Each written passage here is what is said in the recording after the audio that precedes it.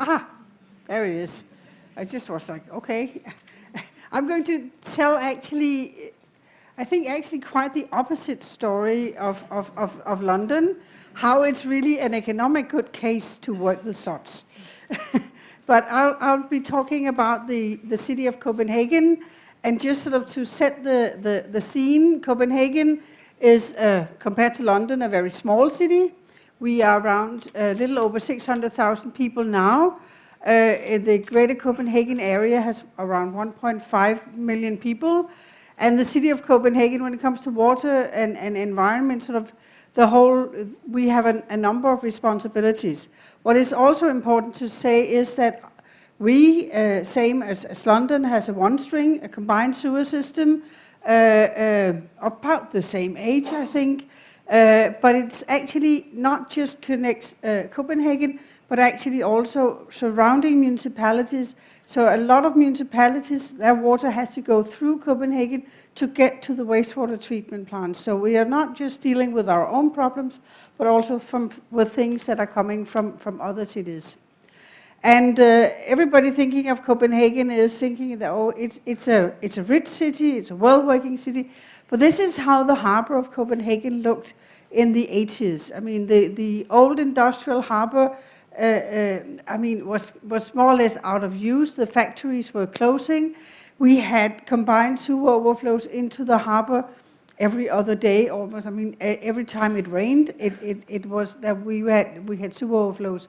So the water quality of the harbor was really, really bad. At the same time, the city was basically bankrupt.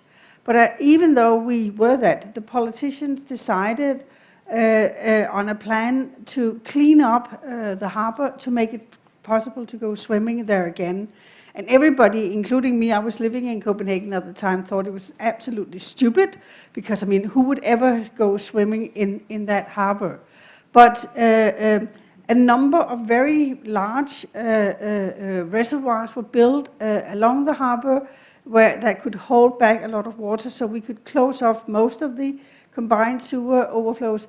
And this is the harbor of Copenhagen today. The picture is showing more or less the same area that you would see on the other picture.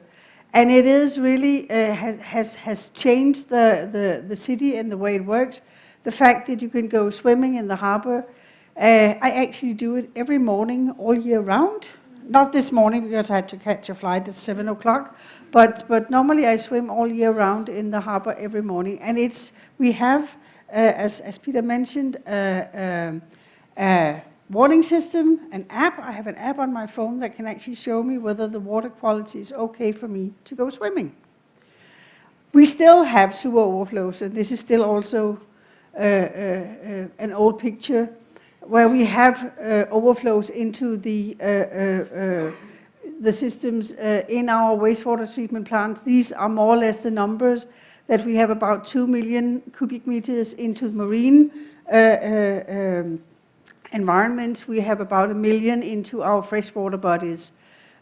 We have in the harbor, I think sort of on average, the harbor will be closed for swimming 3 to 8 times a year. Again, of course, depending on the level of rainfall.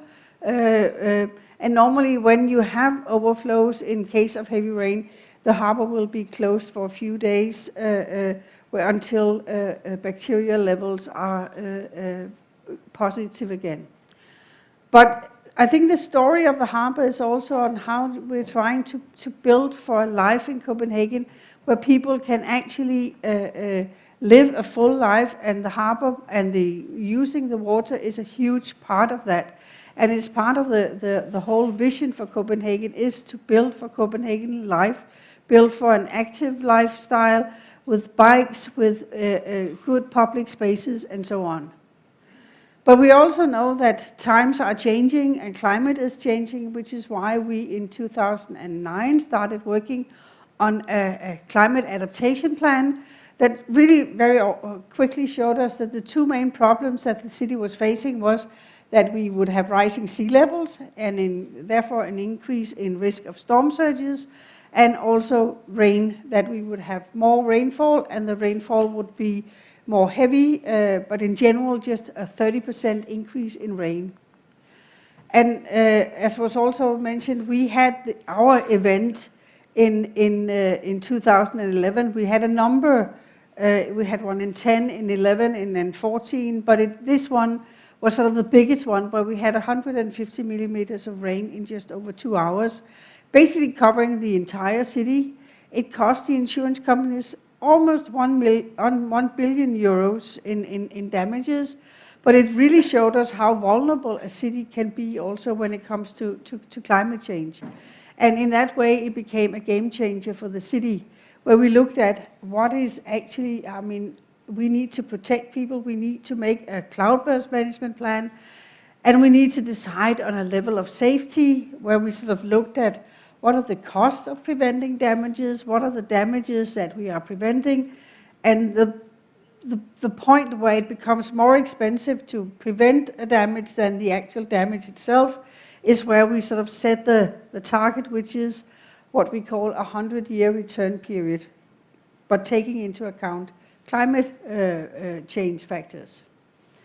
And this is where the story, where our approach really differs from London, because we, in our economic calculations, could see that expanding the existing sewer system to manage that, what we would be facing, would be extremely expensive and extremely disruptive, whereas working with creating a surface infrastructure would be actually cheaper, more flexible, and also create all the other added benefits for the citizens in the city. So this is one of the first models we made, not of rivers and streams in Copenhagen, but of how water will flow on the surface in case of a heavy rain. And this one formed the basis of how we divided the city into catchment areas, and for each catchment area we made a plan. And now comes the tricky part. This is where we are saying, if you have to work within a city, an existing city, you have to think smart. You have to use the already existing infrastructure that you've got. We've got parks, we've got squares. These can be used for water storage, retention areas. We got streets that can be used in different ways. With greening, they can retain water. By changing the profile, they can be used for transportation of water. Green roads can also delay the water. And of course, we are not perfect in all of this, and the city is there with its existing infrastructure, so sometimes we need to go underground also. But a lot of what we're doing will actually be above ground, and it allows us also to look into what we call multifunctional solutions, where we are being able to transform the city as part of the whole adaptation process. It allows us to share costs between different sectors of the city, and also then to use it as a backbone for urban development, not the other way around. Because there are lots of benefits when it comes to climate adaptation when you're working with surface solutions, and our focus is actually, when we are doing these surface projects, on most of them, to have a much stronger view on what happens in between the rain. Because when it's raining, I mean, yes, they have to have the hydraulic function, but when it's not raining, they have to have a use for citizens. It can either be for recreational, we can have a higher, help increase biodiversity in the city. We can have meeting places for citizens where they can actually go, improve microclimate, health, lots of other things that can have a function and can create a better city. Also looking into, for instance, if you have poor neighborhoods with social problems, improving the areas physically can also have a huge impact on the reputation of these areas.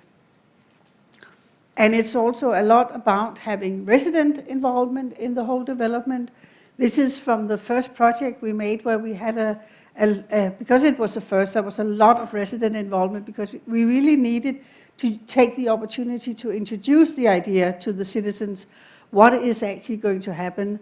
And we had lots of activities going on where we had then the chance at the same time to talk to citizens about what was actually going to happen, what were their ideas of what could happen. So it creates an ownership that is really important also in between these events. So these are this is our tunnels that we are building, and some of them are really quite big.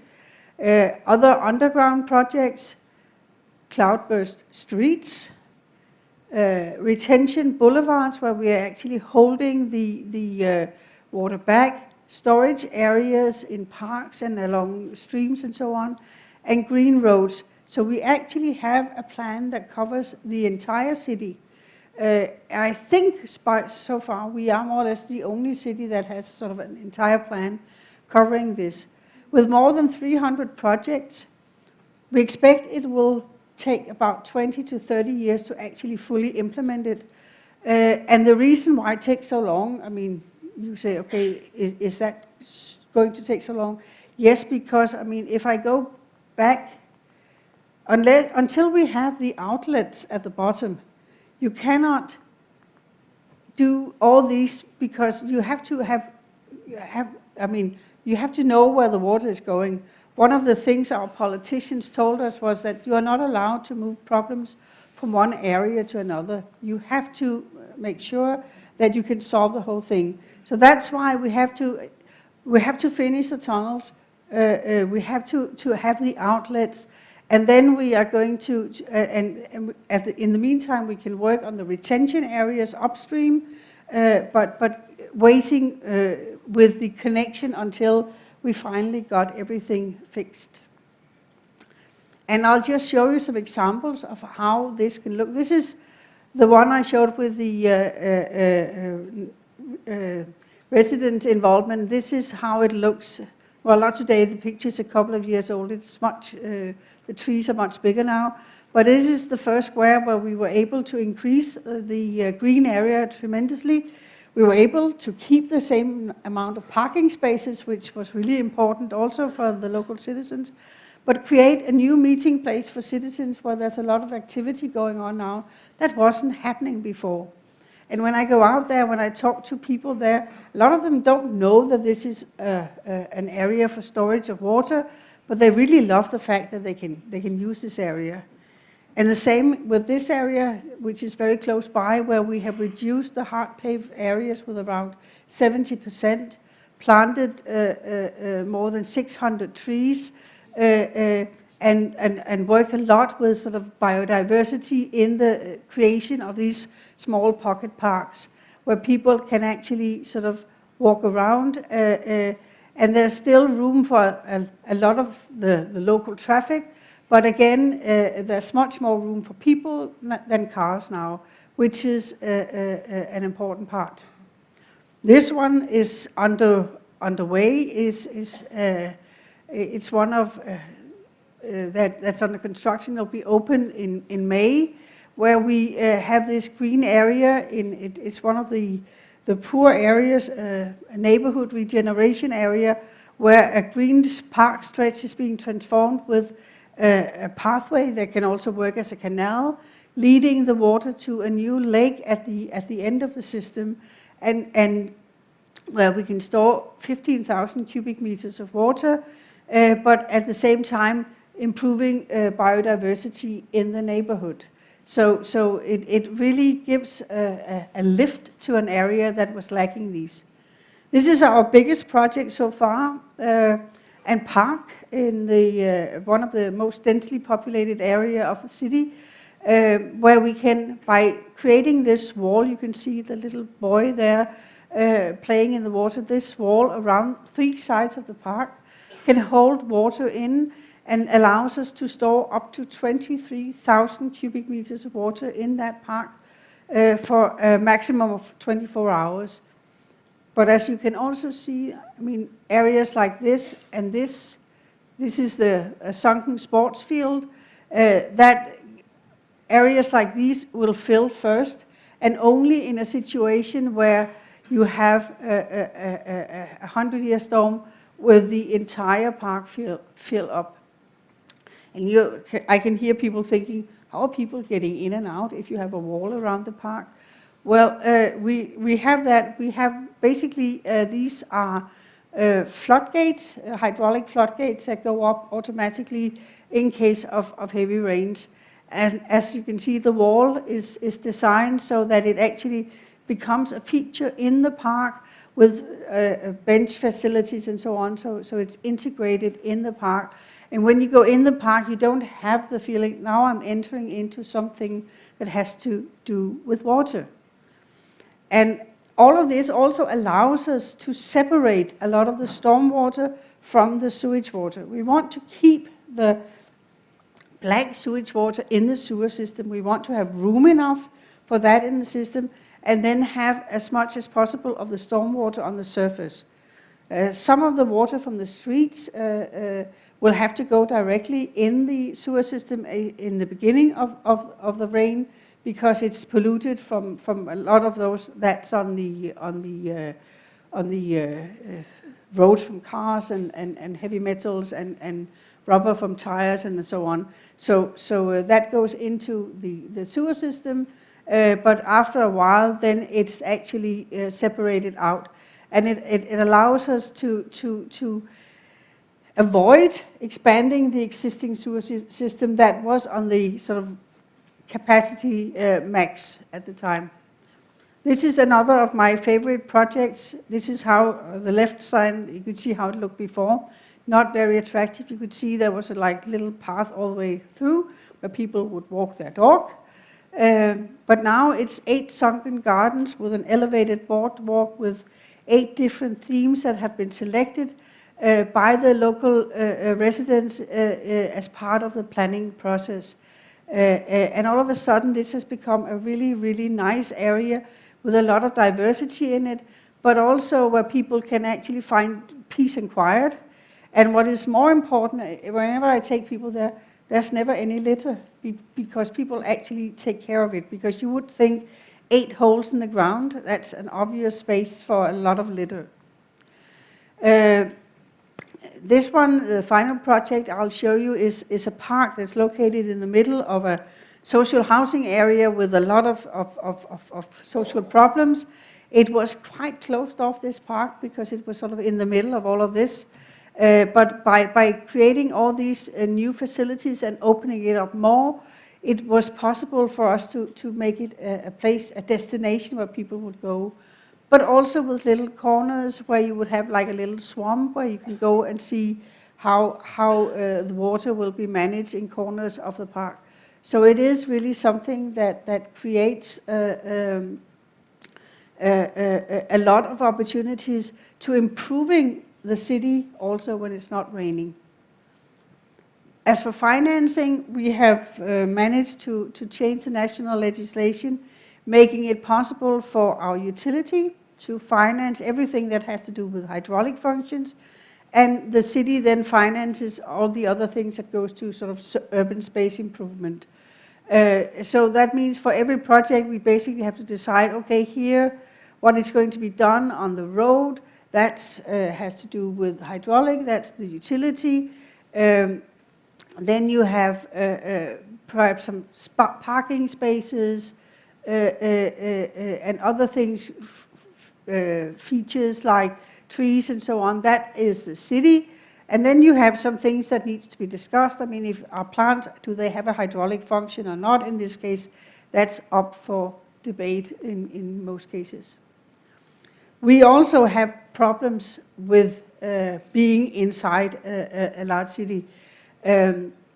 We have this string of lakes in the city, and they would be fantastic to use for storage of water.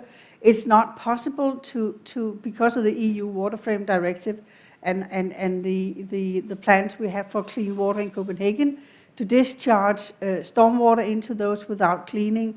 And it's really difficult to find space to have the cleaning here. So it's one of the things that is currently being investigated.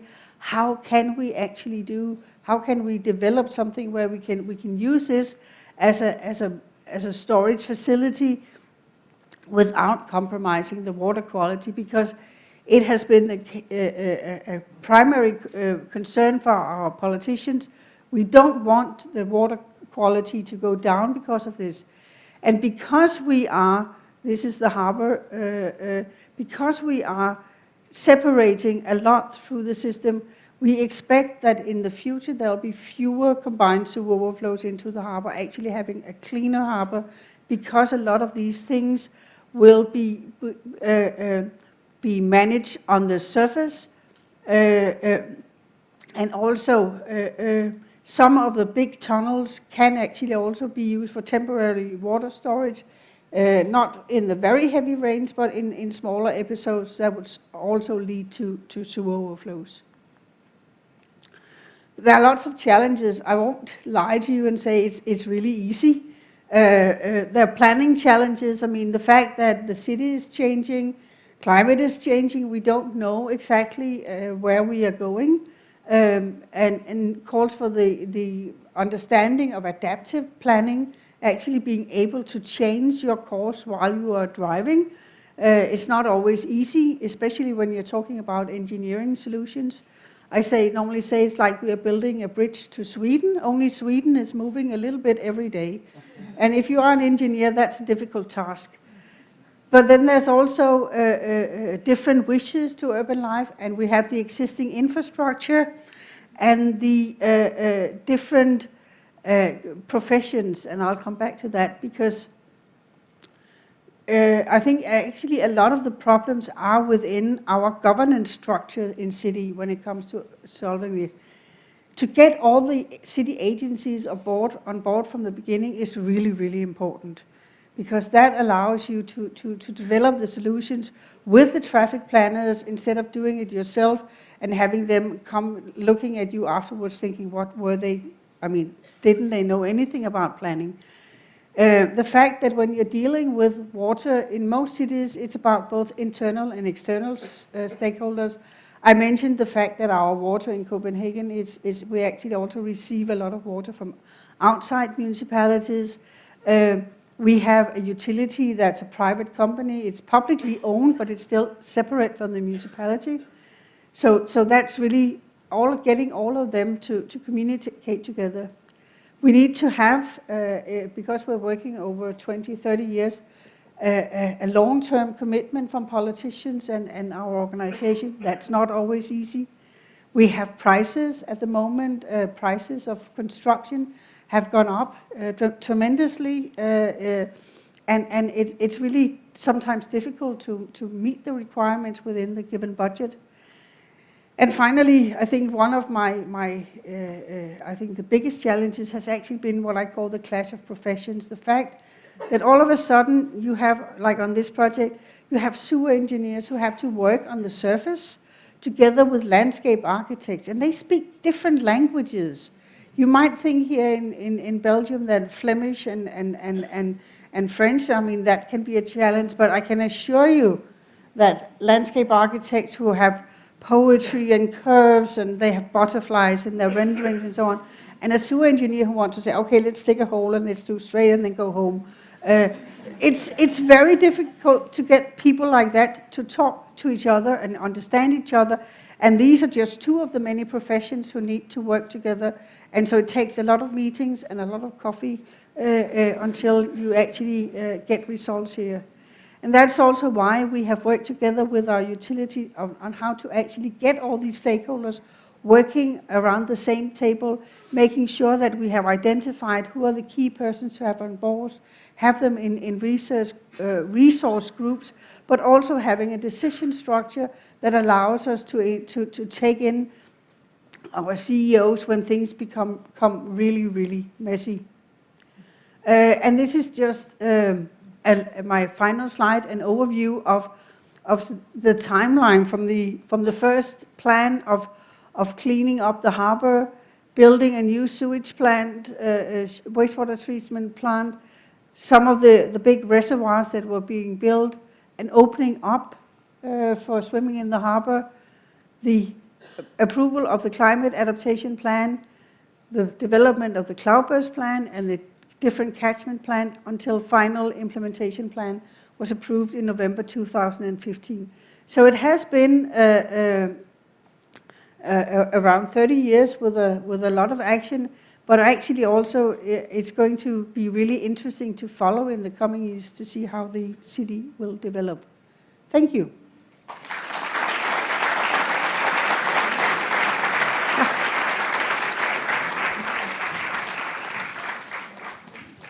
Thank you very much for this captivating presentation. It's clear you did a remarkable job coming up with a Cloudburst Management Plan in such a short notice, bringing everybody together. It's remarkable. But what I found the most amazing is that you're using this opportunity to create quality public spacing. It's a very beautiful example. And before we go to the questions of the room, I would like to ask you first a question myself. What would Copenhagen be doing now without the 2011 Cloudburst? Would you have a 1.6 billion Cloudburst Management Plan? Or what could have been another reason to come up with the 1.6 billion Cloudburst Management Plan? We wouldn't have a 1.6 billion plan if we hadn't been for the Cloudburst in 2011. I'm pretty sure of that. We had in our adaptation plan, we had sort of this, how are we going to manage heavy rains? So we were aware of it, and we also had sort of the first sketches of how to approach it. I think we would have perhaps some experimental projects, we would have some things to show. We could also maybe have the plan, but maybe not finance the way it has been financed by now. I think it really helps. But then on the other hand, it's maybe not an excuse to say, okay, we haven't had the Cloudburst, we can't do it. I mean, Amsterdam came to Copenhagen and said, okay, we haven't had that big Cloudburst, but let's look at what would happen in Amsterdam if something like that hit us. And based on that, they did the Rainproof Amsterdam program, which is, let's do it as we move along. Whenever there's an opportunity, we'll do the things, but we know what we're going to do, we have the plan. So I think that would be something along the same lines that we would probably have been doing if it hadn't been for the Cloudburst. That really sort of brought it to the attention that this was not something that could, it was more serious than previously thought. But I think another important part of it was the fact that we were able to tell the story about how we could use this to create a better city. Yeah. Because politicians love that. They love cutting ribbons. Yeah. There are some politicians here, you can ask them. I mean, it's, of course, I mean, it's a way of showing your voters that you have, you have achieved something.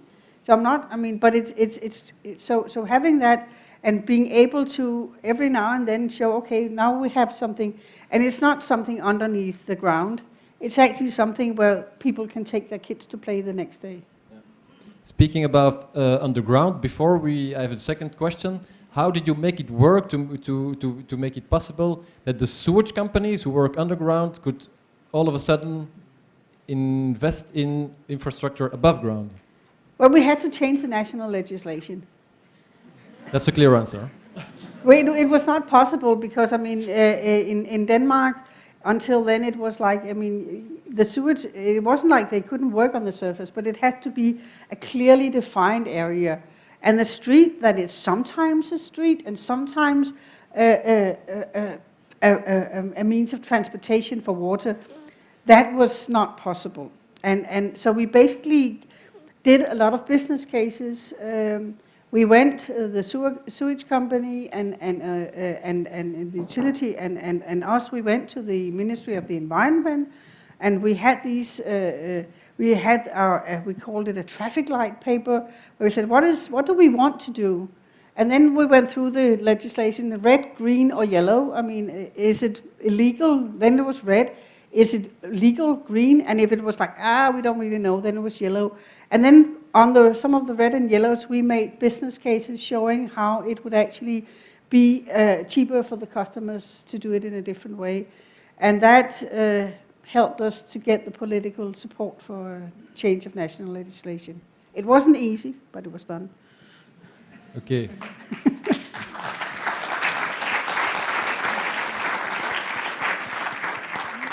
Are there questions in the room?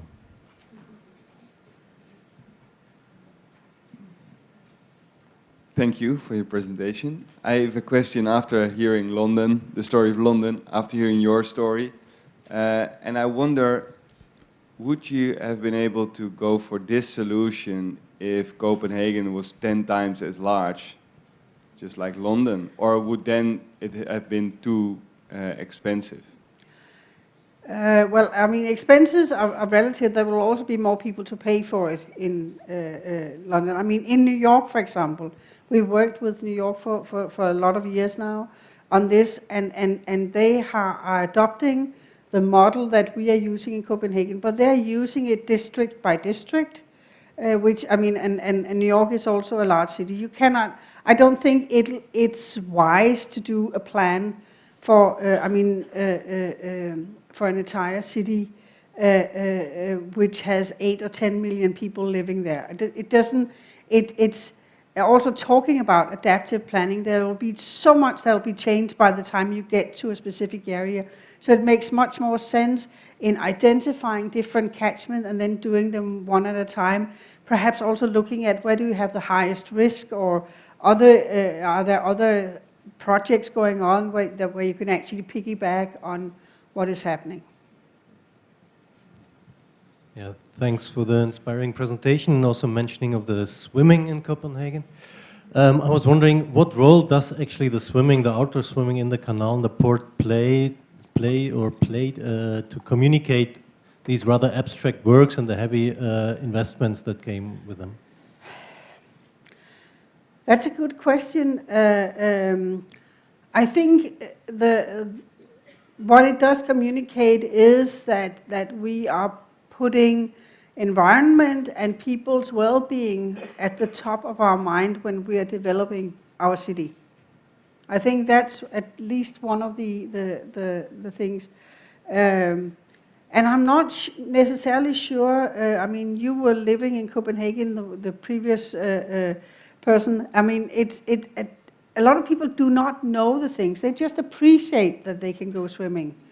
There are also people who are not aware that there are days where it's not smart to go swimming. I mean, after we had the big cloudburst, at that time I was working right on the waterfront, and I saw some people, I mean, and it was billions, maybe not millions of cubic meters that had been run into the harbor. We had rats, dead rats, floating around for weeks afterwards with their little legs up in the air. It was really nasty. And they were swimming happily, and I went down and said, "Do you know what you're swimming in?" And they were like, "Huh?" So I think it's a lot of people basically take all these opportunities for granted. We have a lot of talk every election about it should be able to go swimming in our lakes again, and because of the water quality there, and it's not, and there's little exchange of water, it's not going to be possible to do it. But it's difficult for people to understand that. We can go swimming in the harbor, why can't we go swimming somewhere else also? You've had some projects implemented. What are the results? Have you been tested, let's say? A few of them have been tested, but as I also said, we haven't been able actually to test a whole system yet, because you have to have from the top to the bottom, and we have now one string, or we call it a Cloudburst branch, that has been finalized. It goes all the way from the top to an outlet through a tunnel at the end. But since that was finished 1 or 2 years ago, we haven't had any events that has sort of tested it. We can see on the individual projects that they do have an effect. But as I said, that's a tricky part of it, because you actually have to get all these. But it's the same with any sewer system. I mean, you have to get the things connected in order for things to work, and it takes a little bit of time. Thank you very much.